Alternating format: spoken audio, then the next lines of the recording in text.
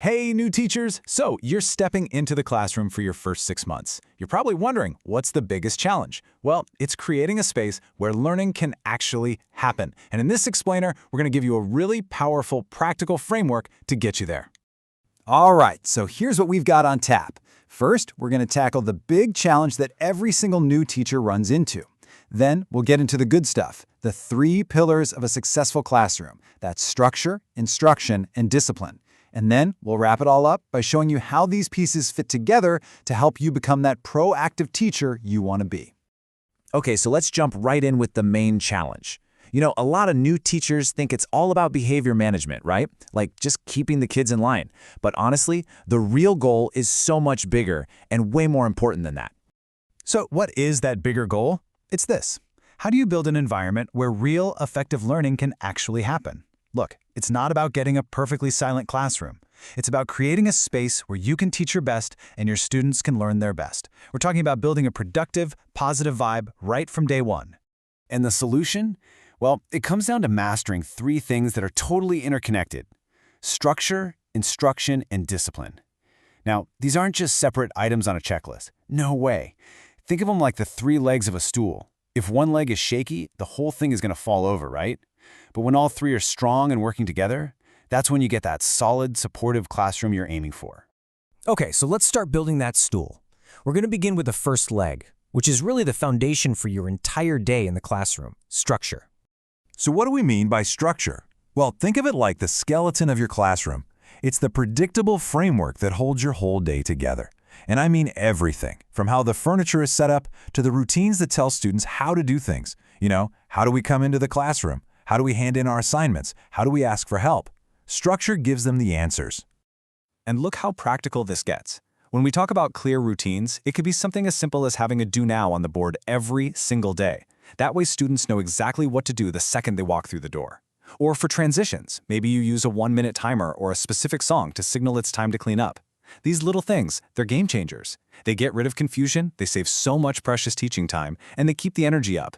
The point isn't to be a drill sergeant. It's to create a smooth, flexible environment where everyone can thrive.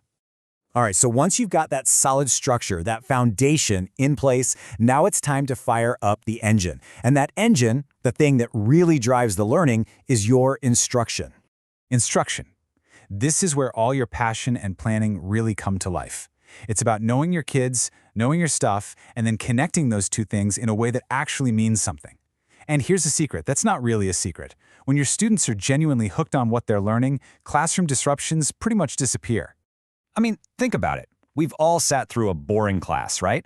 The kind where the lessons are so monotonous you start looking for any distraction. Well, these strategies are the cure for that.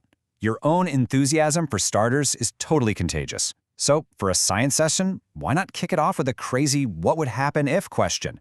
Or for history, maybe you share a juicy, little-known fact about a historical figure everyone thinks they know. When you plan with their interests at heart, you're sending a powerful message: I see you, and you matter. And that's how you make every single minute of instruction count. And that leads us perfectly to our third and final leg of the stool, discipline. And I want you to really think about how we guide student behavior, not just react to it.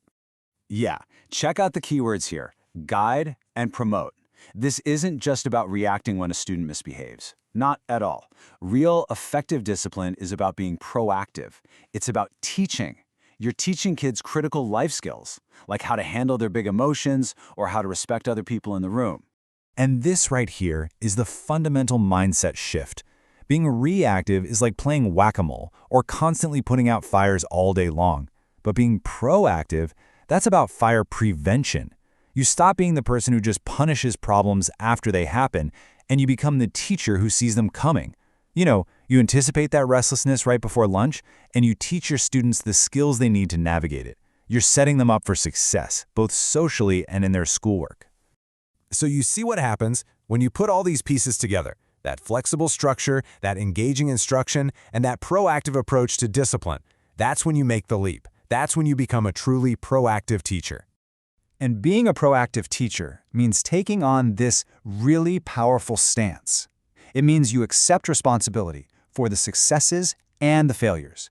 You're always looking for solutions. Now, proactive teachers get that there are often reasons for why a student is struggling, things happening at home. But, and this is key, They see those as explanations, not excuses. They own the classroom environment and focus on what they can do to help. This is really where it all clicks into place. Look at this. Acknowledging that students have real needs to belong, to have some power, to have fun, to have freedom, that doesn't lower your standards. In fact, it's the opposite. It supports them. Think about it. If you give students a choice on a project, like, hey, you can write a report or you can do a short presentation, you're meeting their need for some control and freedom. And because they feel seen and respected, they are so much more likely to buy into the high expectations you have for behavior. It is an absolute win-win. And this quote from Henley just sums it all up perfectly. Everything that transpires in a classroom is influenced by the teacher's approach to these 3 areas. I mean, how true is that? Your choices in structure, instruction, and discipline really do shape everything that happens every single moment of the day. You're literally the architect of your classroom world. Okay, so now it's your turn. I want you to think about this framework and ask yourself, what is one proactive choice you're going to make in your classroom tomorrow? Just one. Maybe you'll use a timer to smooth out a messy transition. Or maybe you'll start a lesson with a really cool what-if question to get them hooked. Or maybe you'll think ahead to a tricky part of the day and teach a specific skill to help them through it. Whatever it is, that one small choice, that's your first step. That's how you start building the classroom you've always wanted.